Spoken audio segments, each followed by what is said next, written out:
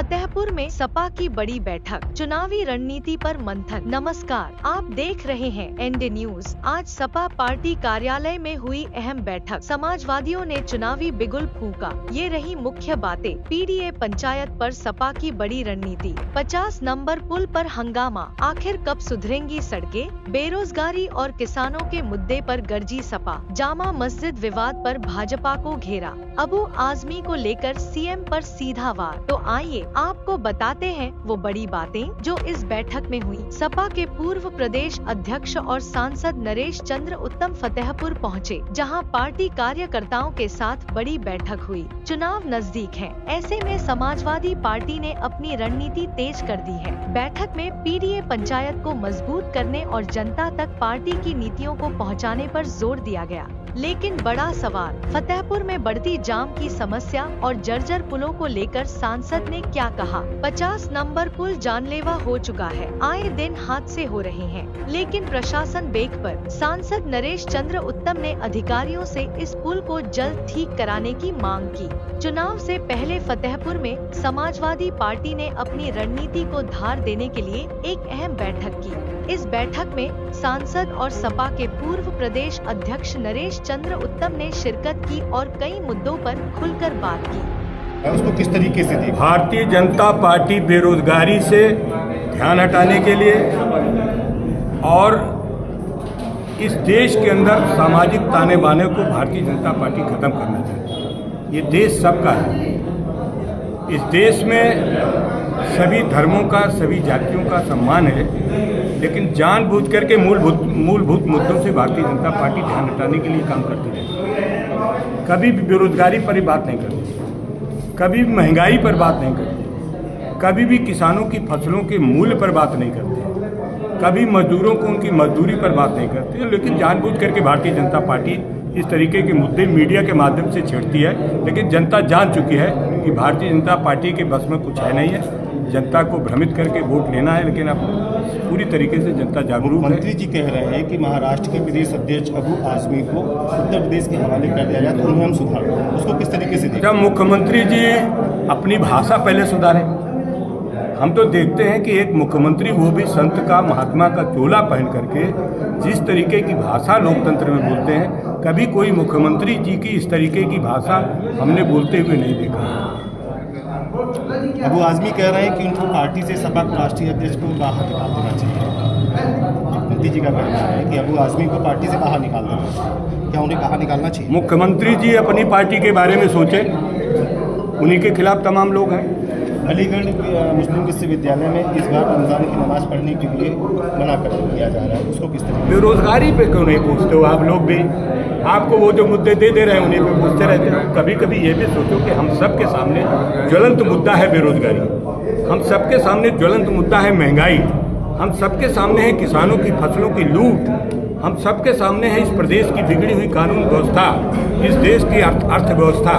इन मुद्दों पर चर्चा आप लोग भी करें।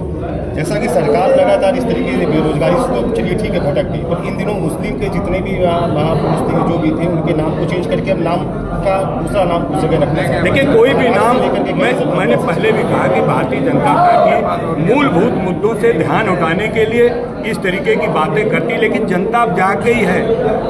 डबल इंजन की सरकार में उत्तर प्रदेश में 37 सीटें समाजवादी पार्टी ने जीती है, और आने वाले समय में जनता भारतीय जनता पार्टी की दोहरी बात को समझ चुकी है, और 2027 में इसका जो फैसला होगा। पार्टी की जिला मासिक बैठक हमारे जिला अध्यक्ष सुरेंद्र यादव जी ने आयोजित की थी।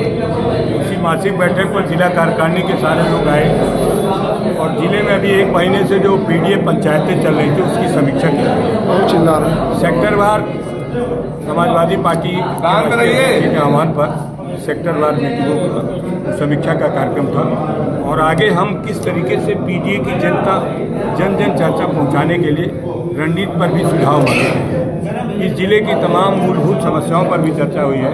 किसानों के सामने सबसे बड़ी परेशानी है, मजदूरों को काम नहीं मिल रहा, नौजवानों बेरोजगारी के शिकार हो रहे हैं, और सबसे ज़्यादा परेशानी इस जिले में जाम की है।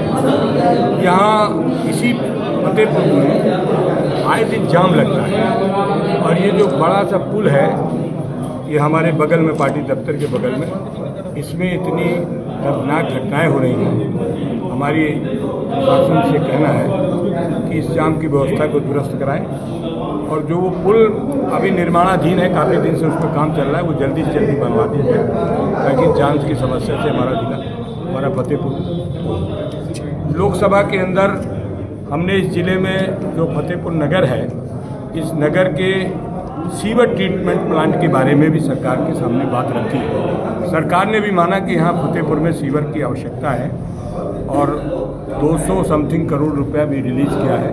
मैंने कहा कि इसका काम त्वरित होना चाहिए क्योंकि यहाँ तमाम मच्छर जनित बीमारियाँ हो रही हैं और ये बहुत दिन से ये प्रोजेक्ट रखा हुआ है। साथ ही जामा मस्जिद सम्मानित कार्यकर्ताओं का हार्दिक स्वागत देता हूँ और दर्शकों से करता हूँ और बैठे रहिए अपनी अपनी जगह में। माननीय सुशील पटेल जी प्रत्याशी रहे हैं आपके, हमारी पार्टी के नेता हैं। आपको एक होली के उपलक्ष्य में गमछा दे रहे हैं जिससे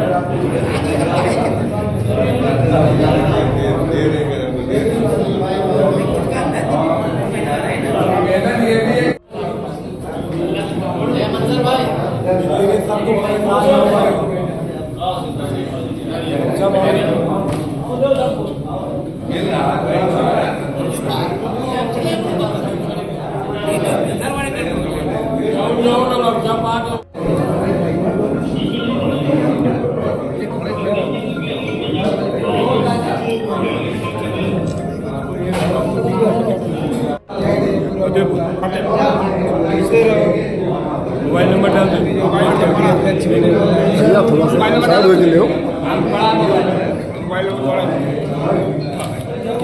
ठीक है, बात कर